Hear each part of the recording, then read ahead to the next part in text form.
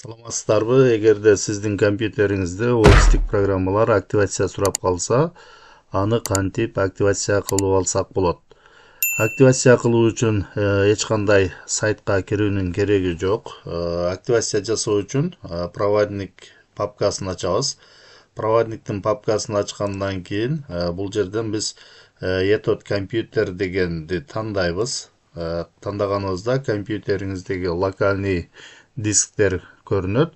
Ошол локальный дисктердин ичинен S дискке киребиз. S дискке киргенде бул жактан папкалар чыгат. Азыр бул компьютерде Windows 11 операциялык системасы орнотулган. Ошондой эле сиздин компьютериңизде Windows 10 операциялык системасы болушу мүмкүн. Эгерде Windows 10 операциялык системасы орнотулган болсо, анда сиз бул жерден Program Files деген папкага киресиз. Эгерде сиздин компьютериңизде Windows 11 операциялык системасы орнотулган болсо, Program Files 86 дегенге киребиз. Бирок ичиндеги папкалар окшош эле болот.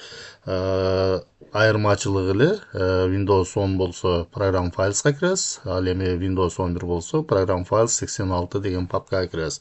Папканы ачабыз. Папканы ачканда бул жактан дагы папкалар чыгат.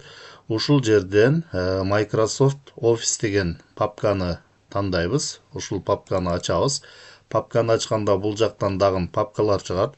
Ошол папкалардын ичинде бул жерде Office 16 деген папка бар. Ошол папканы ачабыз. Эгерде сизде офистик программанын 13 версиясы же 16 версиясы орнотулган болушу мүмкүн. Ошол жерден мисалы 19 болушу мүмкүн же 13 болушу мүмкүн. Негизинен бардыгында эле 16 Office 16 деген аталышта болушу мүмкүн. Ушул папканы ачабыз. Папканы ачканда бул папканын ичиндеги файлдар чыгат. Бул жерде файлдар тизме түрүндө чыгат. Эгер сиз өзүңүзгө ыңгайлуу болсун десеңиз, анда бул файлдарды таблица түрүндө жайгаштырып алсаңыз болот. Ал үчүн экрандын оң тарабындагы ушул баскычты басабыз. Басканыбызда бул жака таблица түрүндө чыгат.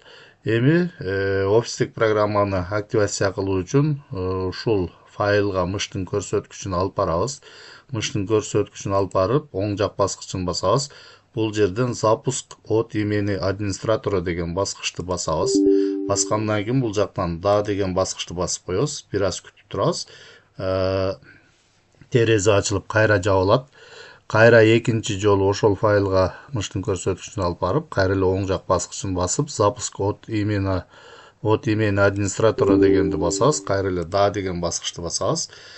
Дагы үчүнчү ирет ошол файлга алып барабыз дагы мыштын оң жак баскычын басып, запуск от имени администратора деген менюну тандайбыз. Тандагандан кийин дагы да деген баскычты басабыз. Терезе ачылып жабылгандан кийин бул папкалардын баарын өчүрөбүз дагы. Компьютерди перезагрузка кылып коебуз. Компьютер перезагрузка болуп кайра жангандан кийин сиздин офистик программаңыз иштеп калат.